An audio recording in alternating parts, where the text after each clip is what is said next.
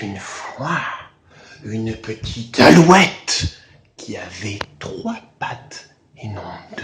Oui, et elle était rigolote cette alouette parce qu'elle était violette et verte et jaune et bleue. Eh bien en fait, elle a toutes les couleurs de l'arc-en-ciel l'alouette. C'était génial parce qu'à chaque fois qu'elle allait dîner chez quelqu'un, elle était déjà habillée en costume de fête et avec ses 3 pattes, elle pouvait prendre d'une patte une fourchette, de l'autre une cuillère et de la troisième son verre de vin. Ah oui. Seulement voilà, cette fois-là, elle n'arriva jamais jusqu'au repas. En chemin, elle rencontra un défilé très coloré. Et toutes ces couleurs de l'arc-en-ciel qu'elle portait sur elle leur laissa penser que elle aussi, elle venait pour la Gay Pride. L'alouette se retrouva au milieu d'un festival de couleurs. Du bleu, du rouge, du rose, du marron, du jaune. Oh, elle était admirative. Mais elle sentit un regard oppressant sur elle. Et elle regarda partout et se demanda qui pouvait la regarder ainsi. Et son regard finit par se fixer sur quelque chose d'assez étrange. Il y avait là un personnage aux multiples couleurs, aux multiples facettes, qui la regardait avec un petit air. Et oui, ce regard.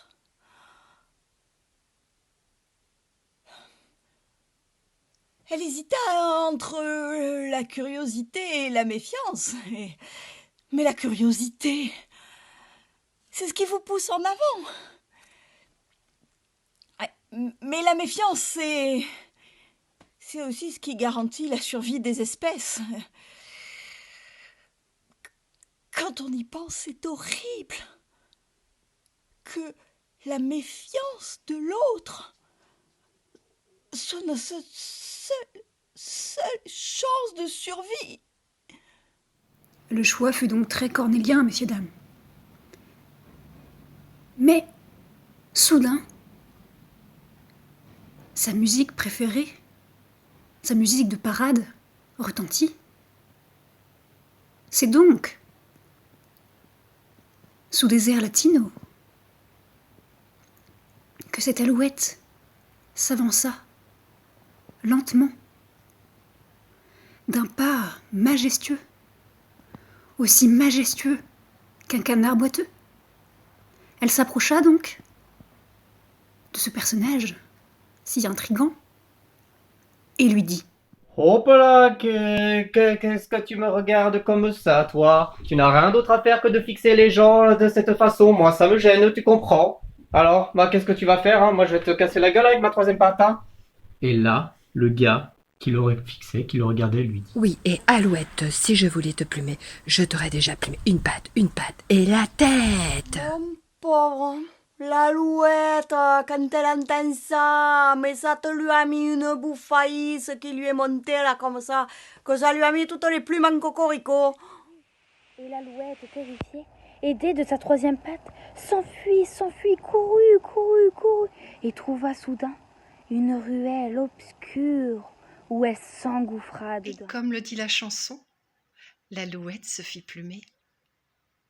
Quand le vainqueur plumeur partit avec l'alouette sous le bras, vers un peu plus de lumière, pour contempler son butin, il découvrit avec effroi un immense tatouage d'aigle sur tout le corps de l'alouette.